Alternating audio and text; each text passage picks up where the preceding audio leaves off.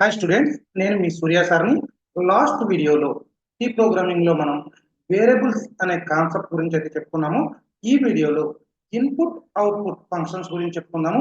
అసలు what is the input function, what is the output function అంటే, input function అంటే ఏంటంటే మనం ఇన్పుట్ నుంచి ఇచ్చిన వాల్యూస్ని ప్రోగ్రాంలోకి తీసుకోవాలి. మనం ఇన్పుట్ నుంచి ఇచ్చిన వాల్యూస్ని రీడ్ చేసుకునే ఫంక్షన్నే ఇన్పుట్ ఫంక్షన్ అంటారు. అవుట్పుట్ ఫంక్షన్ అంటే మనం ఏదైతే అవుట్పుట్లో ప్రింట్ చేయాలనుకుంటున్నామో అది ప్రింట్ చేసేదాన్ని అవుట్పుట్ ఫంక్షన్ అంటారు. ఫర్ ఎగ్జాంపుల్ సి ప్రోగ్రామింగ్లోని ప్రింట్ఎఫ్ అనే ఒక ఫంక్షన్ ఉంటుంది. ఈ ఫంక్షన్ మనం అవుట్పుట్ ఫంక్షన్ అని అయితే పిలుస్తాం. మనం అవుట్పుట్ ఫంక్షన్, ఈ ఫంక్షన్ ఏం చేస్తుంది?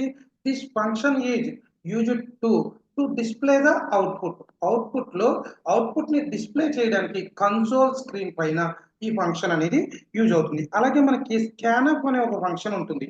ఈ ఫంక్షన్ ఏం చేస్తుందంటే దీన్ని ఇన్పుట్ ఫంక్షన్ అని మనం పిలుస్తాము. ఈ ఫంక్షన్ ఏం చేస్తుందంటే this function is used to read the input data.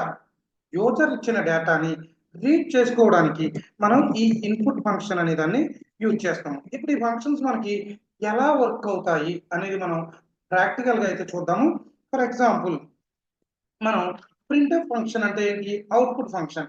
ఇది ఎందుకు యూజ్ చేస్తామంటే 2 వేస్ లో యూజ్ చేసుకుంటాం. మనం ప్రింట్ఎఫ్, మనం ఏదైనా డేటాని ప్రింట్ చేయాలనుకోండి, జస్ట్ డబుల్ కొటేషన్ లో ఆ డేటాని ఇచ్చుకుని ప్రింట్ చేస్తే ఆటోమేటిక్ గా ఆ డేటా సేమ్ అవుట్పుట్ లో ప్రింట్ అవుతుంది. అది మీకు ఒకసారి ప్రాక్టికల్ గా మనం చెక్ చేసి చూద్దాము. నెక్స్ట్ దీనికి ఇంకొక వే ఉంది, దాన్ని కూడా చెక్ చేద్దాం. నేను ఆన్లైన్ కంపైలర్ తీసుకున్నాను.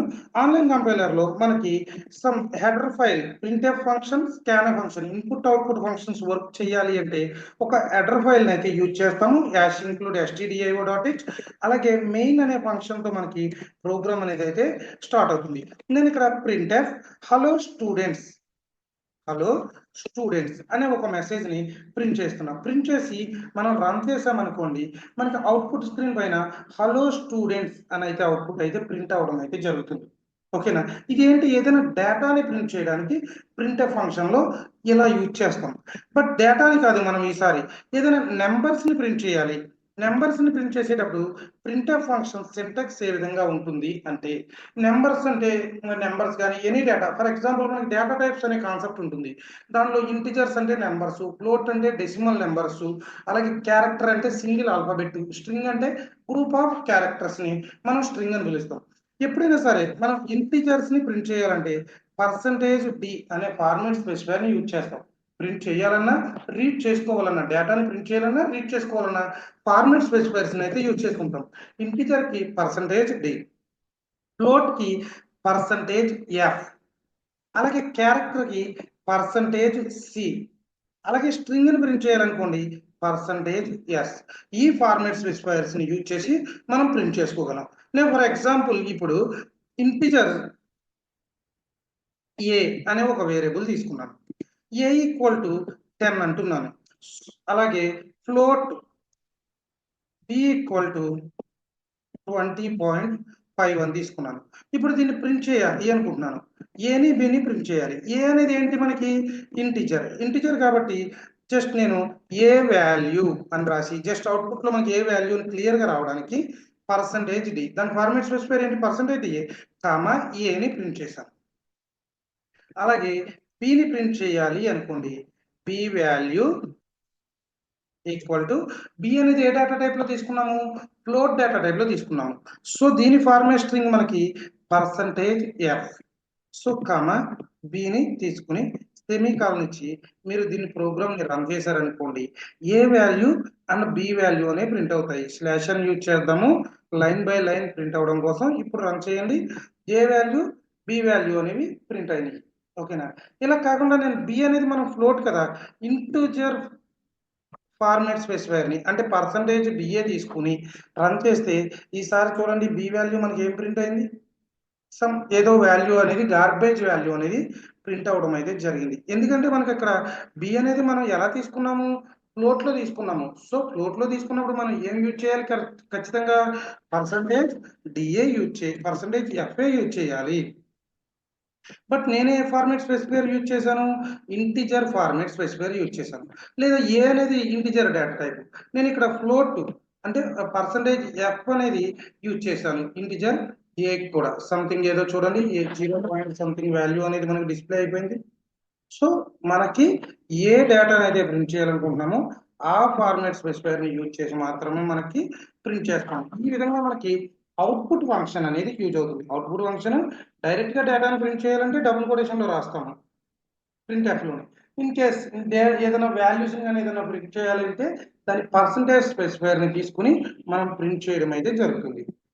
అలాగే ఇన్పుట్ ఫంక్షన్ స్కాన్ఎఫ్ అనే ఫంక్షన్ ఉంటుంది.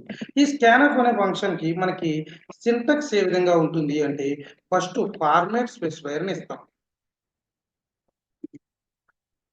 ఫస్ట్ ఫార్మాట్ స్పెసిఫైర్ ని ఇస్తాము. తర్వాత మనం అడ్రస్ ఆఫ్ ద వేరియబుల్ అయితే డిక్లేర్ చేస్తాము. అది ఎలాగో చూద్దాం. ఇప్పుడు నేనేంటంటే నాకు ఈ ప్రోగ్రామ్ లోని ఇంట్ ఏ కామా బి అనే 2 వేరియబుల్స్ తీసుకున్నాను. ప్రింట్ఎఫ్ ఎంటర్ ఏ కామా బి వాల్యూస్ అన్నాను.